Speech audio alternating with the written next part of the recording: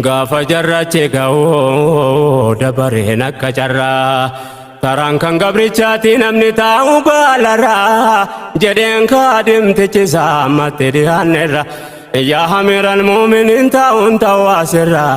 atarkifte hantaa'e ummanni na argurraa utuu dhageen seenne karraabuuf jedhee gaafannaani rahmatummaa keessanaani nu milkeessi duniyaatiin jedhe Umar dabaree keetiin teesse gaalarraa akkaan sochoone jedhe bakka teesse sanarra Anisatis namuma maaliina hin jaalasirraa jedhee gaala harkifatee deeme gara fuuldura mootiin biyya eeggatuuf kun fagaatee walirraa